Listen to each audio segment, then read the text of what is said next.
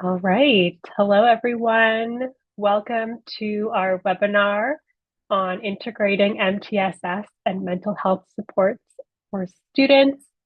Um, I see we have a bunch of people still coming in, so we'll give it a few more seconds. Thank you all for taking the time out of your busy schedules to be with us today. We're very excited to be giving this presentation on such an important topic. All right, so very excited to be joined today by Bonnie and Tessa, who are going to talk about some important SEL or mental health and MTSS best practices.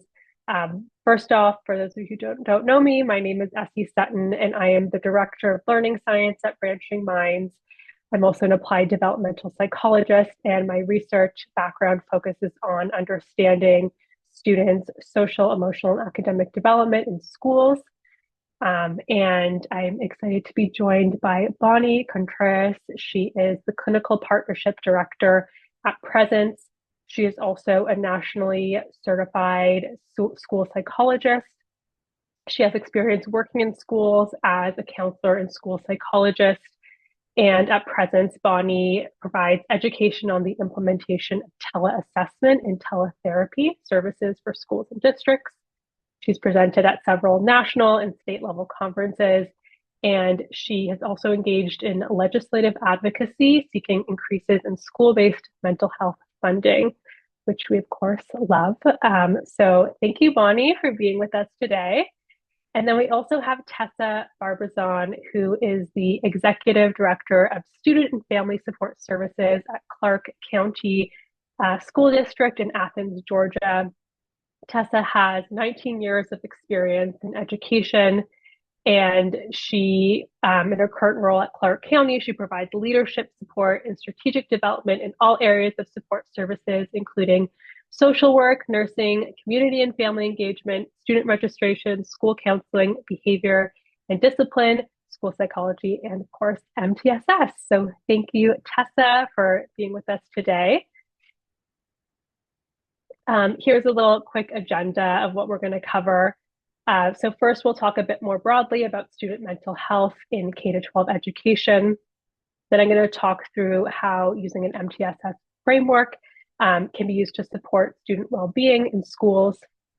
Then I'm going to pass it over to Bonnie, who's going to get into some key resources for effective student mental health support. And then finally, we're going to do a bit of a case study Q&A with Tessa to learn more about Clark County's school district's journey integrating mental health into MTSS.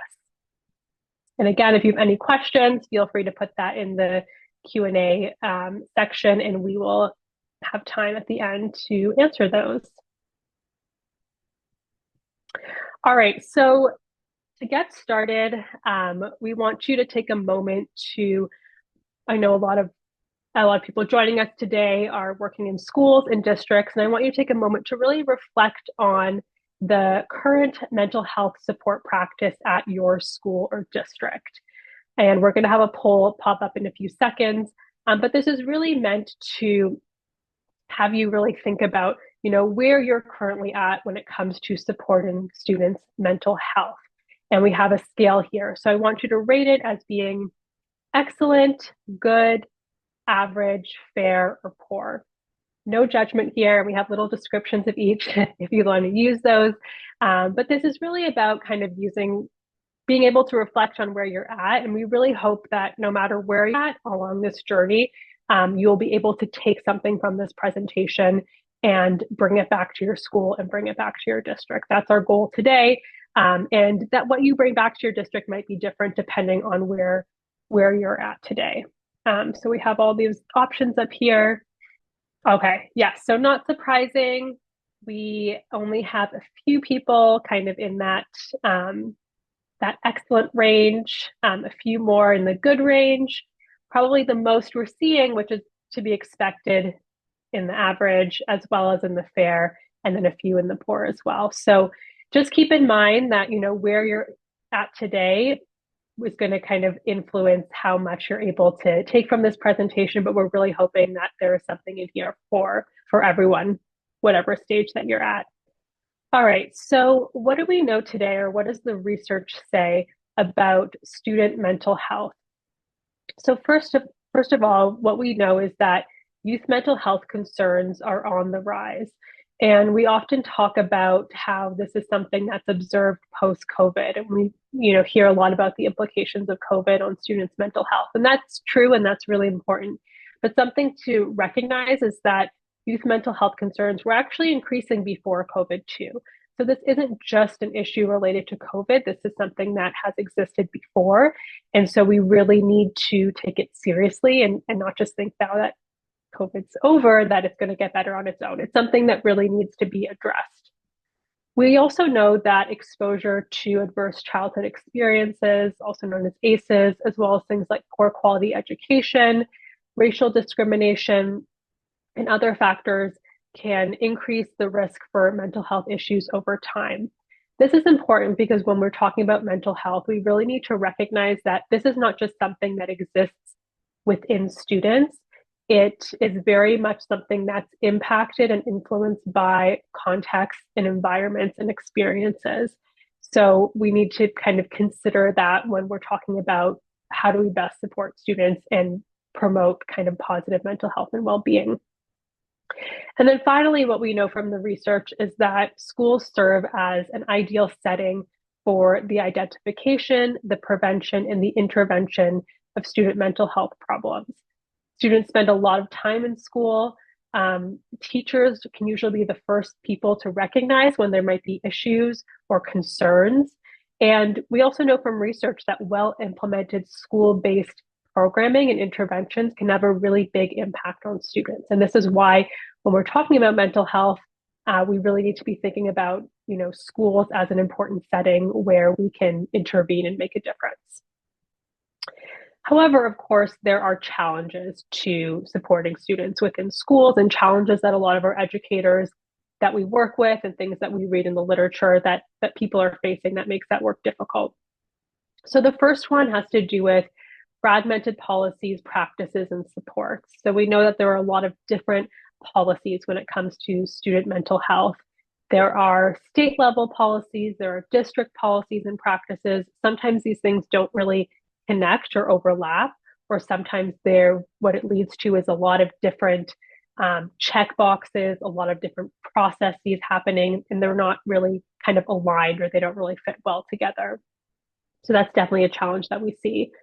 The other challenge has to do with educators' lack of training and support to address student mental health concerns. So a lot of teachers just feel like they're not really equipped to address these needs. They're aware that there's a need, but they don't really feel like they have the training or the resources or the supports to actually do anything about it. And then finally, what we hear or what we see is this disconnect between teachers, students, families, community members. And this is really a big issue when it comes to supporting students. We really need to make sure that all these important people, all these important stakeholders are on the same page and they're all aware of the same things and everyone knows what's going on with students. And this disconnect can really make the work that's going on not as impactful. So there's many challenges when it comes to supporting student mental health, and these are kind of the three big ones that we think we should be aware of. So here at Branching Minds, we really promote and support the use of an MTSS framework or an MTSS practice to help support student wellness and school-based mental health. And what the benefit of MTSS is that it's really creating a single system of delivery and support for students' needs. So we often talk about MTSS, very commonly used to talk about supporting students' academic performance, but it really can be used as a framework to support students holistically. And we know that all of these things, academic performance, social skills, behavior, attendance, mental health, they all go hand in hand. So we really need to be using a system that is considering all of these things. And of course, we have our, the key part of MTSS is these tiered or different levels of support and implementation. And the same can be applied to supporting students' mental health. So we have our kind of differentiated core, our class-wide preventative programs and practices, strategies, things we're doing to really promote well-being and prevent mental health issues at the tier one universal level. Then we have our strategic support, our things that we're being provided for students who might be showing some difficulties. And then we have our more intensive level support. And the important thing about this is that it's layered so that everyone is receiving that universal support. And then we have that more targeted levels for those students, depending on what their individual needs are. And another benefit of MTSS is that it really allows educators to take this proactive approach to addressing potential mental health concerns. So what MTSS, effective MTSS, allows educators to do is to not just be reactive to student issues, but actually have a system in place to allow for proactive identification and intervention. So this can be achieved, through these key components of effective MTSS. So things like universal screening, so using ongoing screening tools to help identify early those students who might need support, as well as identify issues that might be existing in tier one practice, as well as kind of different tier levels of practice. And then also kind of having those evidence-based interventions, those programs and strategies that can be used across those different levels of support. Of course, ongoing progress monitoring to really understand if the things we're using, the interventions, are having the impact that we want them to.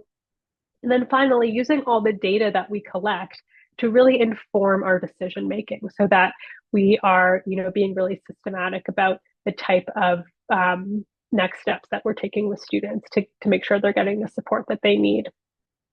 And with that, I'm going to hand it over to Bonnie, who's going to talk a bit more in detail about kind of those types of supports and systems of support for students when it comes to mental health promotion. Thank you, Essie. As Essie said, my name is Bonnie Contreras. I am a school psychologist. I've had the opportunity to work in a lot of schools and districts across the country as a proud military wife. And my work with Presence really is about providing education and resources in regard to teletherapy services for students, both counseling, which we'll focus on today, but also tele-assessment. I had the opportunity last week to attend NASP, and based on the attendees to this webinar, I saw a lot of school psychologists. I'm guessing some of you listening now may have been in attendance, but I wanted to just share some highlights or observations from that I think are relevant to the discussion that we're having today. And it's exciting to reflect from where things were maybe 15 years ago in consideration of mental health supports for students in the general education setting and where we are today. And it's been a dramatic shift to identify and increase those direct supports. So throughout the conference, there was quite a focus on mental health and wellness and behavioral supports for students. And that was highlighted across presentations I was able to attend, research papers that were shared, and also just general resources of the conference. It was very exciting. It was in New Orleans, and it did start the day after Mardi Gras. So there was just a lot of energy there and a lot of excitement. And it's always neat to gather with colleagues and be able to renew that energy. And particularly when there's sort of a common cause that unites us. Essie and I both have the opportunity to talk to schools across the country in our roles, and it is a common thread, to be sure. So know that you are not alone, and we're thrilled that you're attending today so we can share some lessons learned. Particularly some highlights that I wanted to share is again this sort of intersection of MTSS development specifically to toward the end of supporting students' mental health needs. And I think we're all familiar, very much so with the academic side of it, but how it really is applicable and we can expand beyond those academic needs to support students. And additionally, and this is a significant part of my day-to-day role, but the interest in teletherapy discussed, at NASP and by the attendees, particularly compared to certainly pre-COVID or several years ago, the applicability of this resource to really extend the reach in schools. As you mentioned, that I also have worked as a school counselor, and so you sort of start your day wherever the first crisis is, and that may be the duration of your day. So being able to augment school support by bringing in that teletherapy role can be very powerful. And we'll talk a little bit more about some of the student-driven interests related to that. Next slide. So I wanted to provide some information about sort of the paradigm shift that this may require for some of us. And I know certainly for myself that my thinking has certainly evolved, and really challenge you to think about where you exist currently. You know, we took the poll, as Essie said, not surprising to sort of see a lot of people in sort of that middle area. So challenging yourself and what exists currently, and what can maybe be shifted within in the way that you're thinking about approaching these needs of students. So oftentimes, you know, in a very traditional model, which certainly has its benefits, but yeah, there's always opportunity for growth. We often are reactive. We wait to fail. That's often something we say tied to academics, but even behaviorally, we wait until there's a serious infraction. Maybe the teacher has been asking for assistance, but it's been sort of a low grade. You know, they're seeing the students sort of detach. And so we wait until something significant happens. And then unfortunately, we sometimes are very punitive in that response. We remove the student from the classroom environment where they're not going to necessarily, you know, receive the support for appropriate replacement skills, or we remove the student from the school environment altogether, which is not going to provide, you know, any effective support for the student to develop the necessary skills to return to school and be successful. So by challenge to use sort of this growth mindset and the idea of shifting the resources and energy that we are already harnessing, but really reallocating those resources to the front end. And as you said, with the MTSS approach, the idea of universal screening, of identifying students, prioritizing need based on that data, is so powerful. And so I think that we'll talk a little bit about some of the strategies that where we can take those resources and shift to the front end, and provide some direct intervention, targeted intervention for students related to their mental health needs. Next slide. Thank you. So let's talk sort of about some of the sort of options that we have, and it certainly is a continuum. So we'll start with sort of at large. When we think of tier one and the supports across the board to the school, and then we have a certain percentage of the students that will elevate up from that group that need support. We'll talk about that, and then sort of extending to the highest level of support that we're able to offer inside of that special education support. But with the general education, more and more commonly, we are seeing individual counseling provided to students, typically for a shortened period of time, as I have mentioned here, a predetermined number of sessions, that it may be about, it may be a very specific experience that students experience.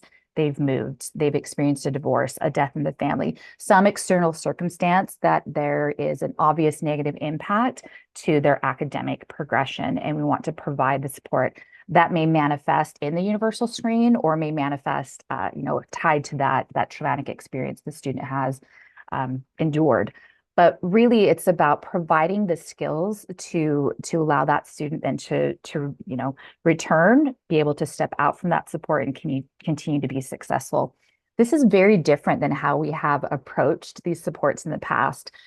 Years ago, a student would have not received any type of individual counseling support without an IEP, and without a designated area of eligibility. But I love that Etsy said, and I said to her yesterday as we were walking through this, that school is an ideal setting for this to be received. And I think that's so powerful that we have the students for a long period of time. We have the knowledge of the teacher. We have the relationships with the family that we can, bring them in and part of the solution and that intervention for the students. So I'm thrilled that the progress in schools has been made to provide these services. With that sort of targeted intervention, oftentimes that may include a specific curriculum. Many districts have a curriculum that they're using at a tier 1 level. I see Tessa nodding her head. And then we're able to take portions of that curriculum or even more intensive pieces of that curriculum for those students in the that tier 2 targeted space. Small group counseling can be exceptionally powerful. I myself have worked in the middle school setting several times and loved working with young girls that age on a host of issues and areas of need. But it certainly can be topic specific. We're seeing tremendous need across the country tied to gender identity issues, to just general development and sort of sorting through that. Certainly with the challenges associated with social media, I'll tuck that one in here and how challenging that can be. So it can be topic specific and something that a certain group of students is collectively needing support. Certainly age, and then developmental consideration was one that I wanted to place in here because I think we oftentimes always think about grade level, but there can be a lot of value in sort of flexing one maybe grade or developmental level either direction. The empowering experience it can be for an older student to impart, something they've learned or to provide mentoring guidance is something that I've seen work really well with students. When we think about behavioral interventions, oftentimes we say these words, at least I know I do, in one sweeping statement, mental health supports and behavioral interventions. And there certainly are distinctions, but I want to call out with the behavioral interventions that the school norms that have been established really need to be rooted in these interventions, whatever language we're using for the entire student body. We want to reinforce that with a group of students that have a higher level of need. And I am a huge fan of check-in, check-out programs. So that is certainly its own intervention, which can warrant a whole other webinar and discussion, but the power of really reinforcing those programs at the higher level of needs, even up into tier 1, to be sure. And I did want to make a mention when we think about functional behavior assessment or socio-emotional evaluations, oftentimes I think we may restrict that to special education or to really large behaviors, very, very significant externalizing behaviors. But the power of a functional behavior assessment earlier to really inform what's driving that behavior, to be able to intervene earlier can be very powerful. I fully acknowledge to my incredible colleagues on this call that can be challenging and that resource may not exist. And so I certainly acknowledge that. I will say though, and I saw a lot of behavior specialists, I saw MTS coordinators, behavior interventionists on this call, that utilizing that approach earlier can really yield significant dividends.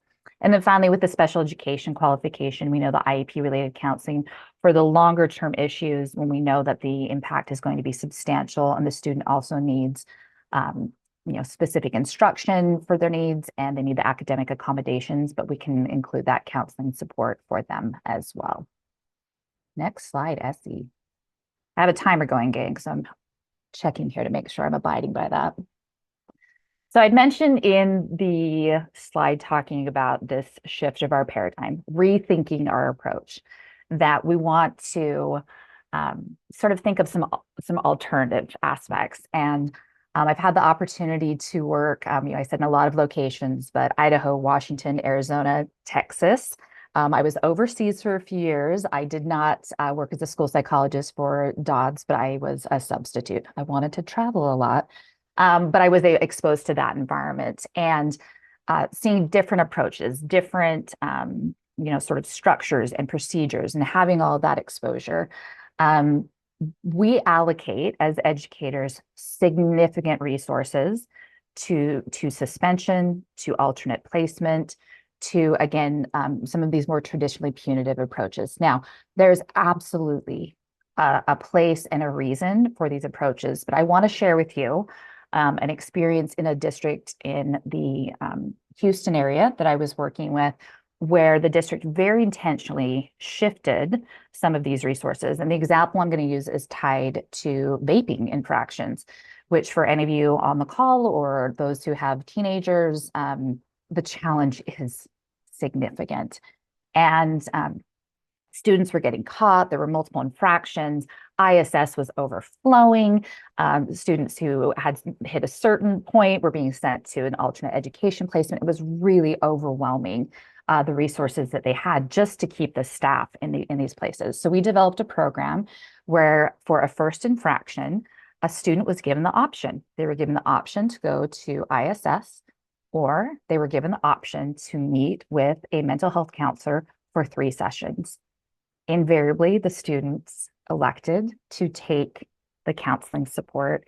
And what a powerful place for that student to have that choice. They had to agree that they would not be vaping in the meantime. And so there were certain parameters around this. But by shifting that to the front end, alleviating the incredible staff that was supporting the suspension programs, et cetera, we were able to shift that, and there was a significant reduction in referrals moving forward for that particular behavior. It was really, really incredible. Additionally, again, we always want to think about how can we reach students?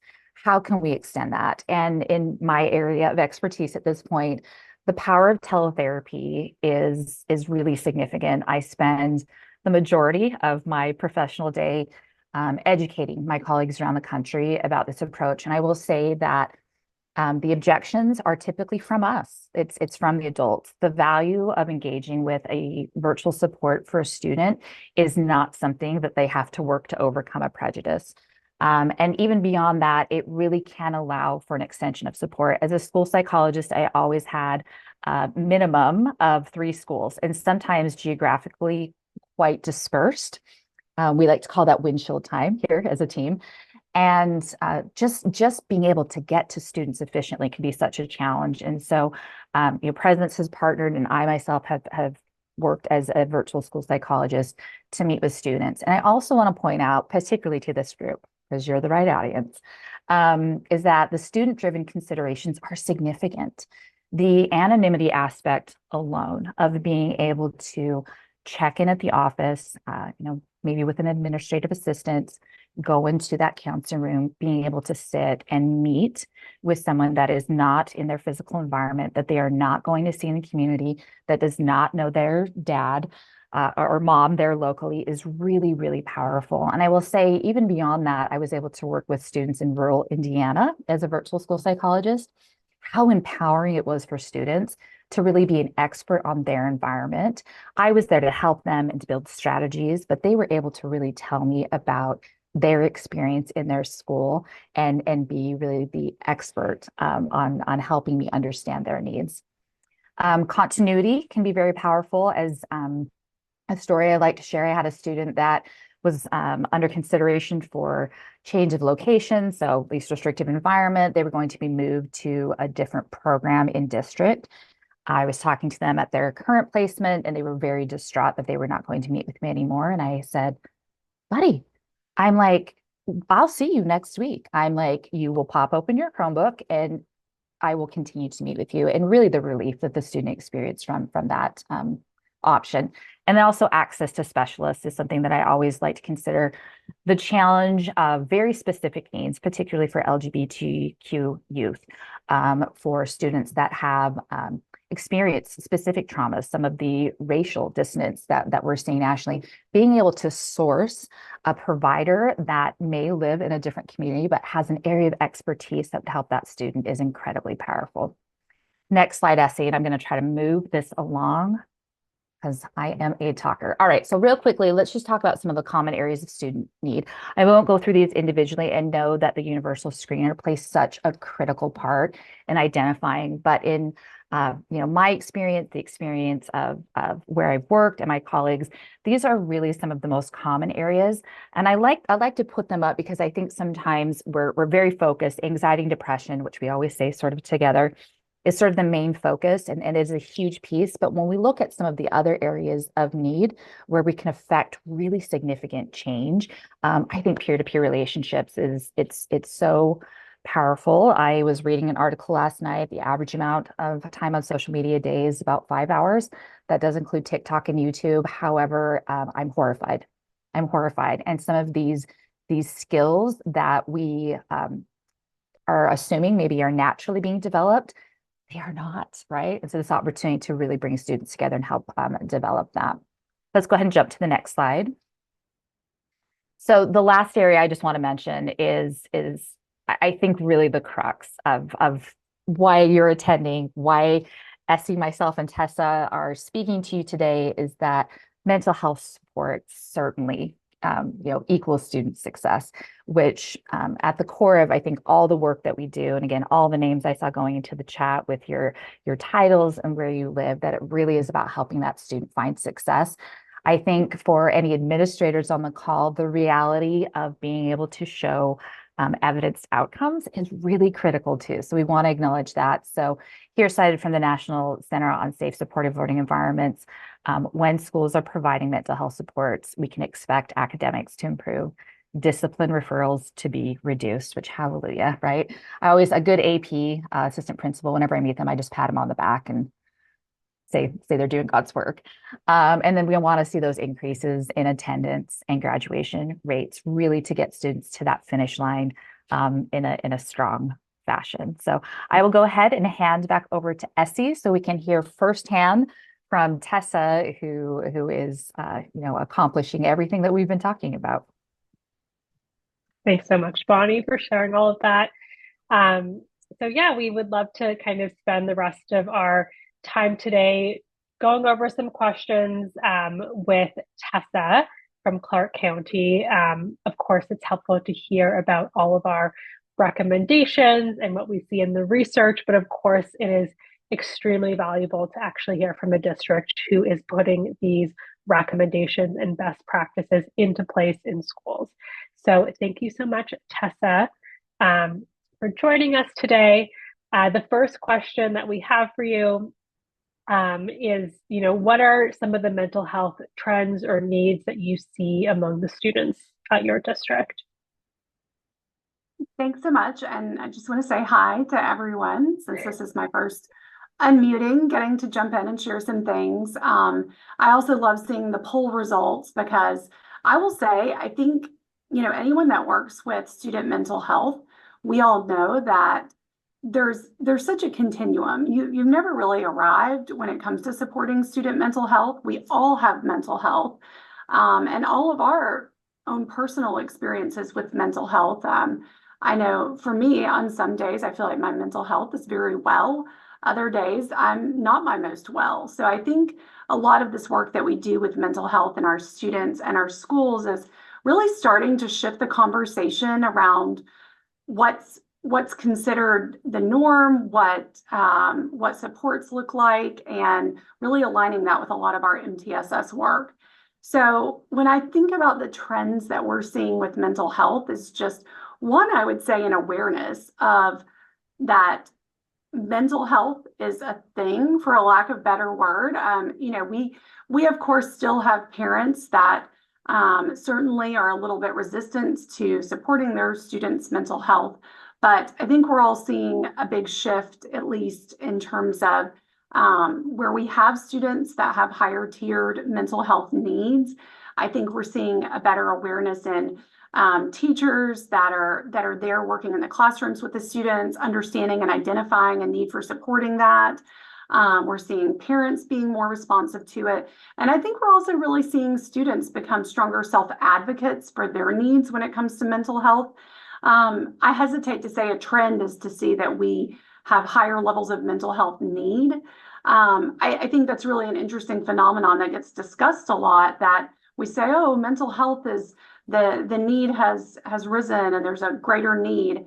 I think a lot of it is just this conglomerate shift in a lot of things. I think Bonnie just mentioned even the fact that we've shifted so much to spending so much of our time engaged in social media versus other activities. I mean, all of that is going to impact how we function as a person and our mental health. So I will say what we've really seen is that I think we're seeing a bigger recognition as to how mental health is connected to everything else that's going on.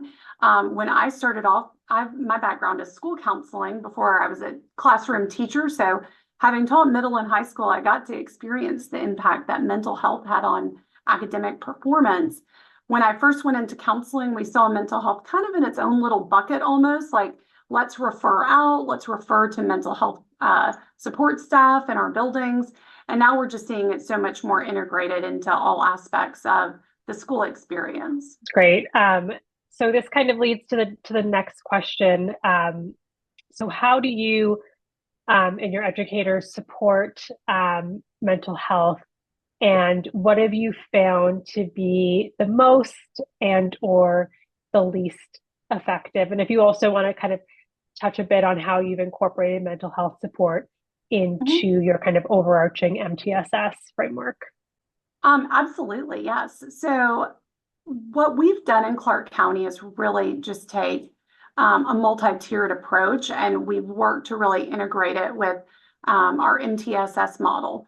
What I mean by that, just in a more practical sense, is that, in the past, when school teams have looked at tiered needs of students, a lot of it was focused on academics and behavior as well. We even saw where behavior kind of seemed to be disaggregated a little bit separately from the academic piece. So what we've really worked to do, because a lot of what we continue to see is that students rarely present with just this one isolated need. And of course, mental health, just being a part of how we overall function and exist as people, continued to come up. So we took this MTSS-like approach where essentially we've said, how are we addressing tier 1, 2, and 3 mental health needs with students? And we did a lot of analysis around where do we have gaps. We found we had a lot of strength in tier 1. I think when we saw social emotional learning and the Castle model really be brought to a big priority area in a lot of school districts. In fact, in our last strategic plan, it was one of our key pillar priorities. We really did a big push for tier 1 SEL, which helped meet a lot of just needs at the classroom level, even for teachers having these teaching moments. And then I know I'm in Georgia, but another big thing that the state of Georgia has done is really emphasize the PBIS model. And then by integrating social emotional learning with PBIS, we were really starting to see this idea of teaching expected behaviors and really spending time with students at the tier 1, the same way we would with academics, talking about teaching social emotional learning competencies and behavioral expectations. But with doing that, in addition to bringing in a universal screening tool, and we use the DESA, which is we are a Branching Minds customer. We use Branching Minds. So we were able to bring the DESA as a universal screening tool in with our Branching Minds assessment, because we find that, especially for our classroom teachers, the more we can have those integrations, the easier it is to manage all these different systems. The more we intentionally align these things, the more effective it is to ensure a certain level of fidelity of implementation with our school-based teams. So what we really did, again, is just take the intentional time to do that alignment, make sure we were addressing those tier 1 needs. For tiers 2 and 3, that involved us bringing in some additional partnerships and just being extremely intentional with what we had in place. Because I'm sure that we're not the only community that's seen this, but one of our biggest gaps that we had was just finding local providers that were matches for student insurance. We've always embraced bringing in mental health professionals to come and provide therapeutic interventions in the school. And we've worked effectively with parents to put those systems in place in the past, but we found that we still had gaps where students were on waiting lists and couldn't get services. So another piece of that was just making sure we had other partners. We partnered with Presence Learning to also be able to utilize some of what Bonnie was talking about with the telehealth services.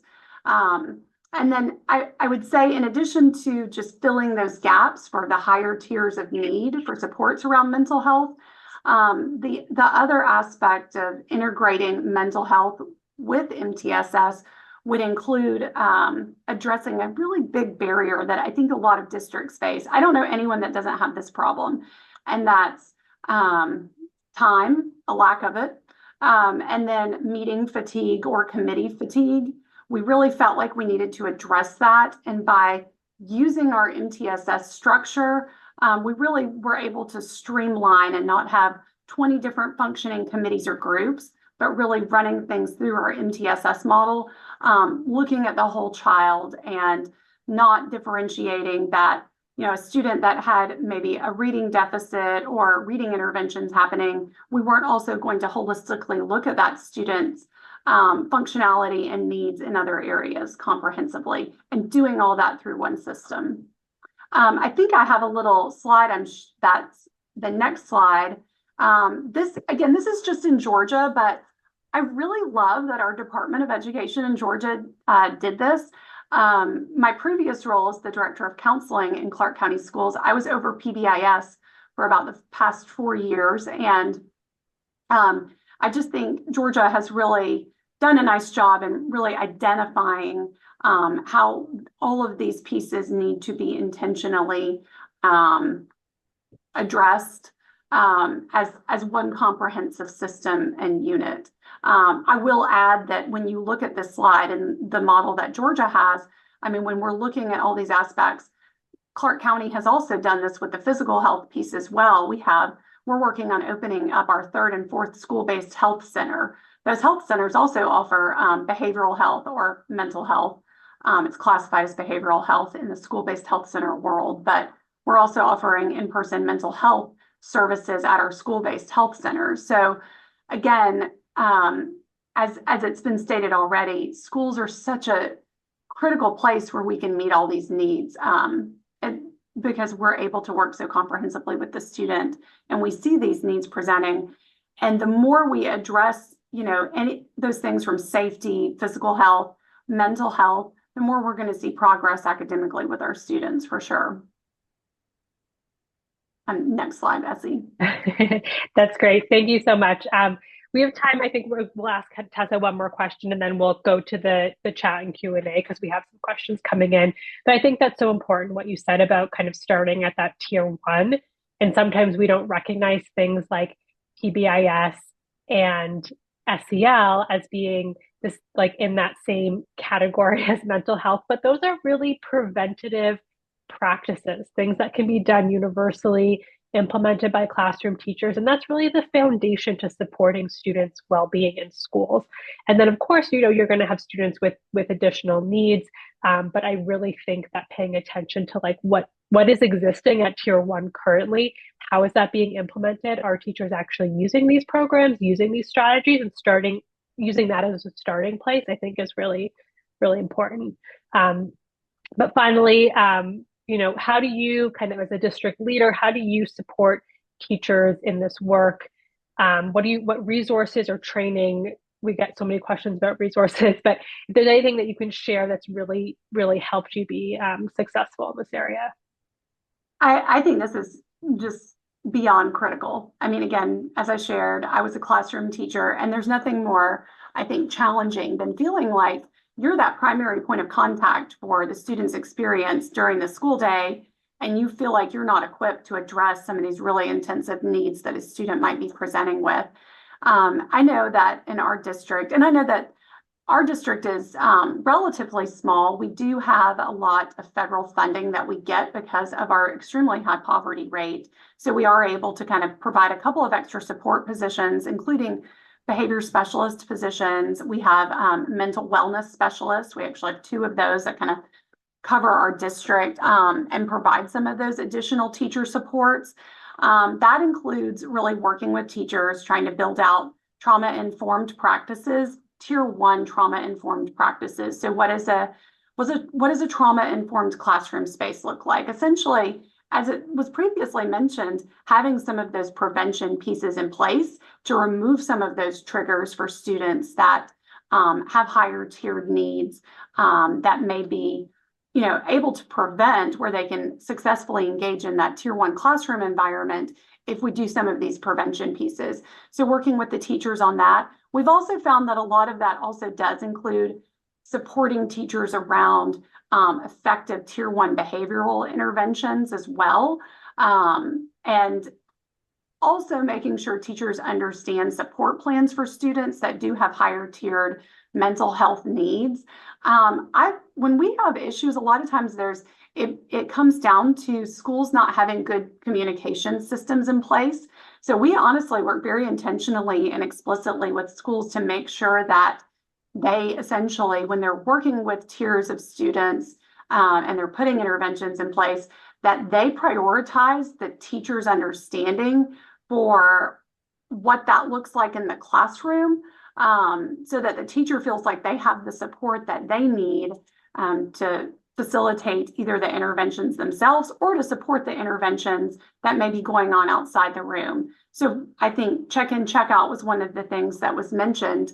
You know, if a student is receiving check-in, check-out and may also have some mental health services that's happening in the school building, are we looping that teacher in so the teacher can also incorporate strategies? We make sure our schools are explicitly addressing and doing that they have systems in place for communicating back with the teacher, because it doesn't help a student if they're receiving these interventions in isolation, like a check-in, check-out, or even going and having a telehealth session with a therapist in an office space somewhere, and then concurrently they go back into a classroom and the teacher is not aware of some of the skill-based things that they should be trying to implement at the classroom level. So we try to make sure there is that comprehensive approach.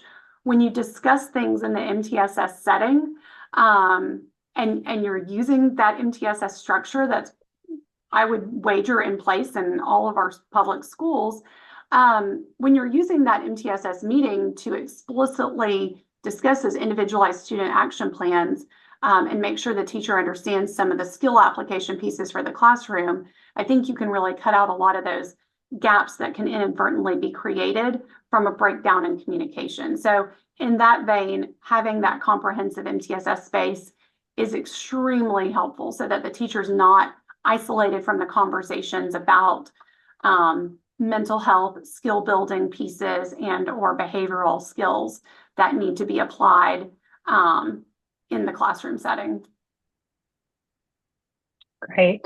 Thanks so much. And I know you talked a bit about kind of how your district has used branching minds to kind of support that MTSS practice, making it easier for everyone who you just mentioned to be on the same page and have the same information, as well as your use of presence for teletherapy for that kind of tier 2, tier 3 level of support.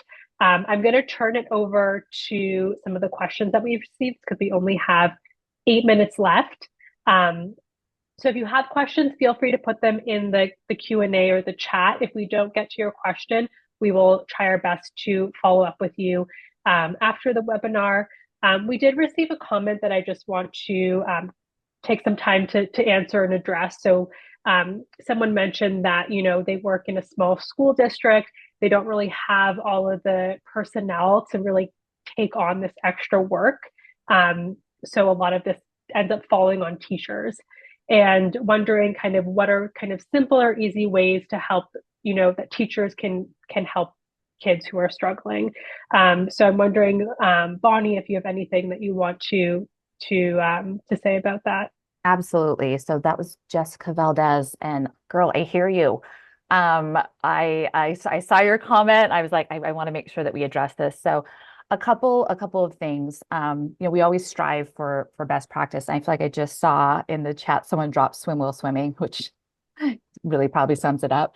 But I think that we've really reached a point where the level of need is so pervasive and really across all of our student bodies that starting really anywhere is effective. But let me give you just a couple of simple strategies to maybe get things off the ground quickly. Well, you're building out your MTSS system, right, which is comprehensive and typically a multi-year process. The effectiveness of allowing students to self-refer for support is pretty significant. Giving, again, students that empowerment that they are the experts in themselves. And so clearly you'd have to sort of determine who might be receiving these students. I've seen schools where they've utilized a QR code. The student can quickly fill a survey out. And so students that we may pick up in a universal screen, many of them will self-refer, and that's something you can do almost immediately. Beyond that, something that can help you identify students quickly that might benefit from that targeted intervention, particularly with any type of curriculum support where you can bring it to sort of the next level, would be just doing a quick survey to the teachers and ask them to provide to you their top 2 to 3 students that they think would benefit from some pro-social support, some sort of general behavior intervention. That's going to alleviate some of the challenges that the teachers are experiencing with those students. They are the front line. Their resources are stretched very thin. But building groups from those referrals, basically, that the teachers are able source to you. And even beyond that, I've worked with districts where they've opened it up to parent referral, that the student may be eligible for 3 to 4 sessions. They set that up. It could be with the school psychologist, the school counselor, the social worker that may be assigned to this school, but giving parents the resource to say, I would love for my child to, engage in sort of some basic support, develop some coping strategies, particularly, as it ties to school anxiety or whatever the concern might be, to quickly identify students and start providing that support. That's great. Thank you so much. Tessa, do you have anything you want to add? I think Bonnie shared a lot of really helpful pieces of information. We do have a question about specific mental health resources for students attending independent virtual homeschool programs. We know that students in these programs, there might be kind of unique challenges, make it more difficult to kind of give them the support that they need. Bonnie, is that something that Presence has experience with? It is something we have experience with. I will say that the caveat would be is that it would be a partnership with a virtual school, but that is something that we do very commonly. For a parent to source a direct service from us is not something that we offer at this time, though there always is the option, certainly, of private insurance and exploring it that way.